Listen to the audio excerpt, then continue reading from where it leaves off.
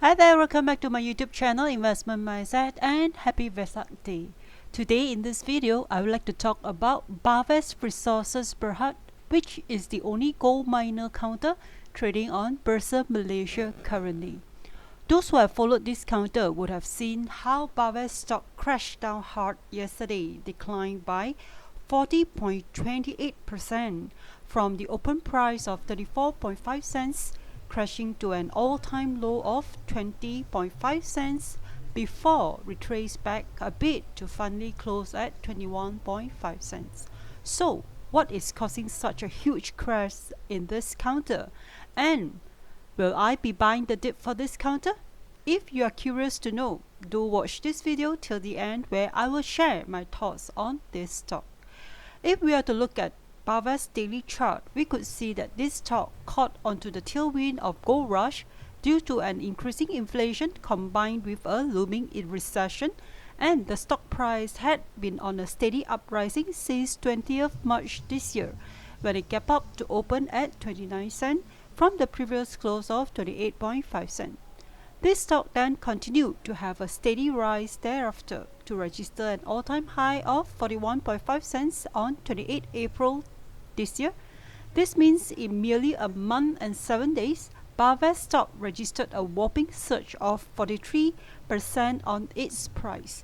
It then had a pullback of 10% on the next trading day, which was thought to be a healthy one after such a strong rally. But little did we expect another 40.28% crash on the following day, which was yesterday, totally wipe out any gain made in the past 1 month and 7 days. We could see from this long red candle bar, this was real selling by the institution, with a very small wick at the end, indicating a little effort in buying the dip from the market. And look at the huge volume of 157.75 million versus its average volume of 22.73 billion. This is about 7.1 times more volume over its average volume. Upon digging, we got to see that on April 26, there was a notice to call for extraordinary general meeting EGM on 25th May this year by the minority shareholders, with intention to remove 3 directors, that is, Non-Executive Chairman Datuk Sri Dr. Muhammad Kamal bin Billah, Managing Directors and CEO Datuk Law Fui Ming, and Executive Director Law Teck Yong from its boards, and appoint Chong Zu Ken, Law Yang Ming, and Chong Mi Fa, alias Frederick Chong, as directors of the company. In my opinion, it is worth to take note that as of April 26 this year, Datuk Loh, who is the founder and largest shareholder of Bahvest, held a 16.09% stake in Bahvest, while Kama and Loh owned 0.19% and 0.83% respectively. And you guessed it right, Mr. Law Teck Yong is the son of Datuk Loh Fui Ming. Then immediately on the next day, we saw that Datuk Loh, the managing director cum CEO, called for an emergency board of directors meeting on the 3rd of May, 10 a.m. to discuss and deliberate with the benefit of legal counsel pertaining to the notice of removal of the 3 directors issued earlier on the 26th of April this year. And it also further stated that to date, no notice of EGM has been circulated to shareholders, and as such, no proper EGM will be convened for 25th May 2023, and that the company will make the necessary announcement on the development of the matter accordingly. Right after the Board of Directors emergency meeting held on the 3rd of May this year, we learned that Bahvest Resources Berhad was slapped with a letter of demand from South Sea Gold Sdn Berhad, seeking Ringgit Malaysia 20.4 million over alleged wrongful occupation and trespass into South Sea Gold's leased land. Bahvest, via its wholly owned unit, Wooler Dove Resources Sdn Berhad, conducted gold mining activities on a piece of land in Tawau, Sabah since 2017, which it subleased within a larger piece of mining lease land belonging to South Sea Gold for Ringgit Malaysia 60,000 a month. And guess what? South Sea Gold is 75% owned by Datuk Loh, who owns 16.09% of Bahvest. Another 25% in South Sea Gold is owned by Mohammad Amir Masri, who is also a substantial shareholder of Bahvest with 66.53 million shares or a 5.37% stake. In the letter of demand, South Sea Gold arrived at the Ringgit Malaysia 20.4 million figure based on compensation of Ringgit Malaysia 300,000 for the period from September 2017 to April 2023. On the 3rd of May, Bahvest said its board of directors has decided that the group is inclined to provide its records of depositors, or ROD in short, to the minority shareholders who are seeking to convene an extraordinary general meeting, or EGM, for the removal of Low and the 2 other directors. The record of depositors, or ROD, is required in order for the conveners to issue the notice of EGM, which is to be held on 25th May this year.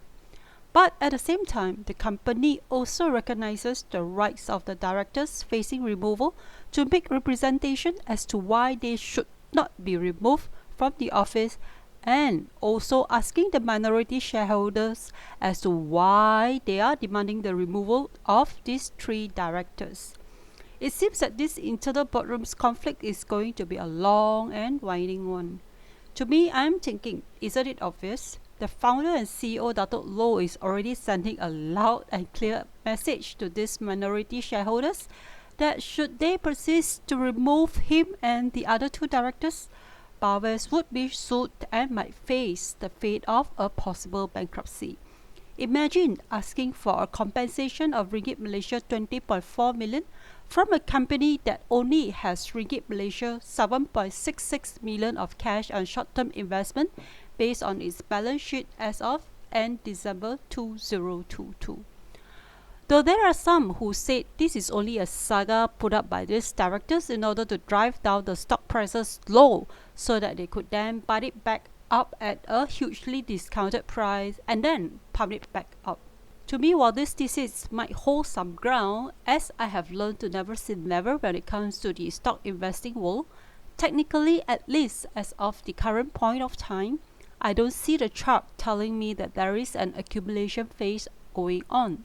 Instead, what I could see is real selling by the institution, not solely driven by panic sell, and thus far from the chart it showed very minimal effort in buying the dip by the market. Though at current price, Bahvest stock is trading at last close 21.5 cents, which is even lower than when the global stock market was hit by COVID pandemic outbreak news way back in March 2020, which was at a low of 22.5 cents back then. So now come the million-dollar questions. Should we buy into Bahvest stock now at the current price of 21.5 cents? While some may find this to be an attractive entry level to buy into the dip, I beg to differ. To me, looking at the current chart, the probability of further selling is on the higher side.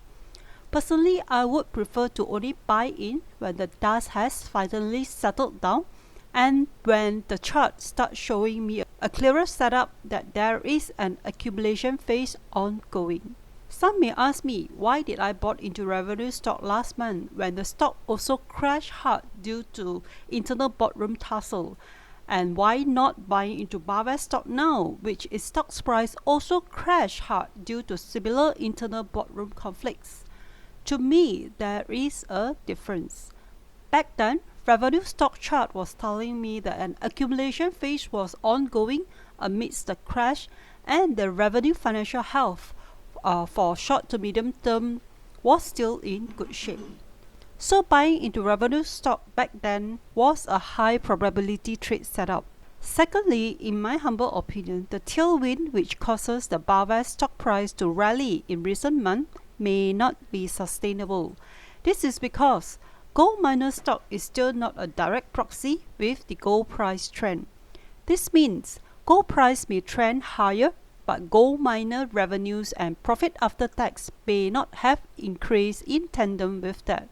In fact, for the cumulative 9 months ended December 31st, 2022, Bahvest saw its net profit drop 84.5% to Ringgit Malaysia 602,000 from Ringgit Malaysia 3.89 million a year ago, on lower production of gold as its mining operations were affected by the unusual weather pattern. This was despite revenue rising 11.4% to Ringgit Malaysia 108.34 million from Ringgit Malaysia 97.29 million in 9-month fiscal year 2022. In the context of Bursa Malaysia, investing into gold jeweler counters like Pokong and Tommy can be proxies for investing into gold, but the same cannot be said for the sole gold miner counter like Bahvest. And finally, are you better off investing in gold or gold proxies? In the context of Bursa Malaysia, it's better to invest in gold. To me, if you really want to have exposure into gold on your investment portfolio, investing into gold ETF would be a better gold proxy. On Bursa Malaysia, I found out that there is one gold ETF which you could buy into, that is Trade Plus Sharia Gold Tracker bearing ticker Gold ETF 0828EA. A full disclosure here, I did buy a very tiny position into Bahvest stock yesterday when it plunged down badly. I bought it not because I think it would rebound, but because I want to have some skin into the stock so that I would keep myself abreast with its development.